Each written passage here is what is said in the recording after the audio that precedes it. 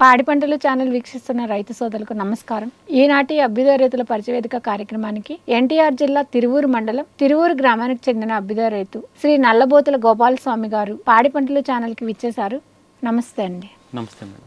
వీరు ప్రకృతి వ్యవసాయ విధానంలో పంటల సాగు చేస్తున్నారు. ముఖ్యంగా వరిలో దేశవాళీ రకాలు సాగు చేస్తూ మేలైన సాగు విధానాలు ఆచరిస్తున్నారు. ప్రకృతి వ్యవసాయంలో వరి సాగు వివరాల గురించి ఛానల్ ద్వారా రైతు సోదరులకు తెలియజేయవలసిందిగా కోరుచున్నాను.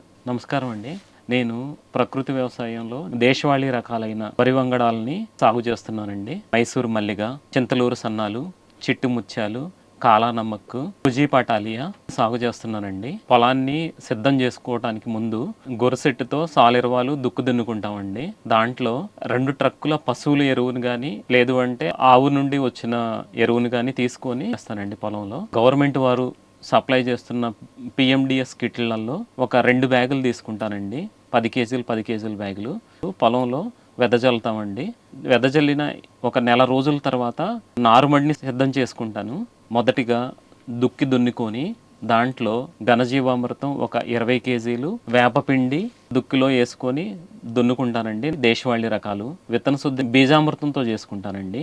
దాన్ని సిద్ధం చేసుకున్న నారుమడిలో చల్లుకొని నారుమడిని పెంచుకుంటాను. జీలుగుని 2 నెలల తర్వాత దున్నేస్తానండి. దున్నిన తర్వాత నెల రోజులు మురగనిస్తాను. దానికి ముందు ప్రతి 10 రోజులకి వారం రోజులకి ఒకసారి జీవామృతాన్ని పొలంలో చల్లుతానండి. నారు 19 నుండి 20 రోజుల లోపల నాటు వేసుకోవడానికి రెడీ అవుతుంది.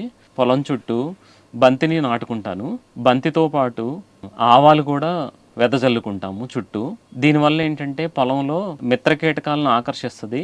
పొలానికి మొదటగా వచ్చే కొన్ని రకాల పెస్ట్ అనేది ఆశించుకోకుండా ఉంటుంది.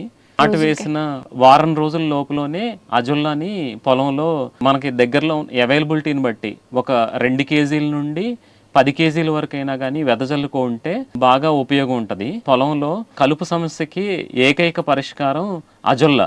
ఆ అజొల్లాని వీలైనంత ఎక్కువగా పొలంలో వేసుకుంటే కలుపు నుండి మనం బయటపడవచ్చు. అజొల్లాకి నత్రజనిని స్థిరీకరించే గుణాలు కూడా ఉంటాయి కాబట్టి పొలం ఎప్పుడు కూడా లైవ్ మల్చింగ్ లాగా ఉంటుంది. ఆరోగ్యంగాను ఏపుగా పెరుగుతుంది. 15 రోజులకు ఒకసారి పొలంలో జీవామృతాన్ని పారించుకుంటాను.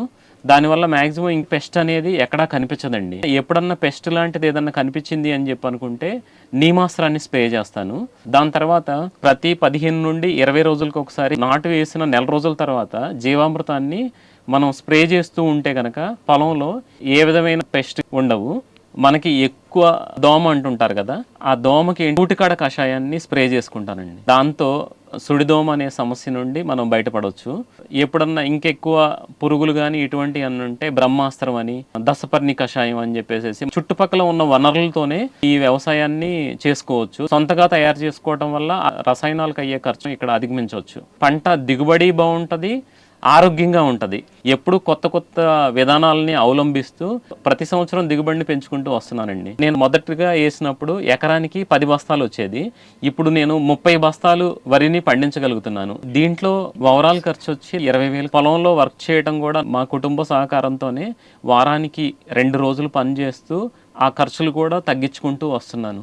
నేను పండించిన పంటని మార్కెటింగ్ చేసుకోవడానికి ఏంటంటే కొంతమంది ప్రకృతి వ్యవసాయ రైతులు అందరం కలిసి వాట్సాప్ గ్రూప్ ఒకటి క్రియేట్ చేసుకొని దాంట్లో మార్కెటింగ్ చేసుకుంటున్నాను. మొదట్లో స్నేహితులు తీసుకోవటం అను వీటి ద్వారానే అవుతుంది.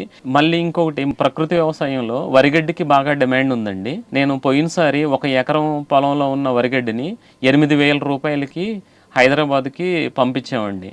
వాళ్లే వచ్చి తీసుకెళ్లారు. ఖర్చులలో నూర్పిడికి ఎక్కువ ఖర్చు అవుద్ది అంటారు కదా, నాకు వరిగడ్డి నుండి ప్రధానంగా 8,000 ఆదాయం రావటం వల్ల అక్కడ నాకు ఖర్చు తగ్గిపోయిందండి. అక్కడ ప్రకృతి వ్యవసాయ విధానంలో దేశవాళీ వరి రకాల సాగు, యాజమాన్యం, అదే విధంగా మార్కెటింగ్ గురించి కూడా చాలా చక్కగా వివరించారు. ధన్యవాదములండి. ధన్యవాదాలు.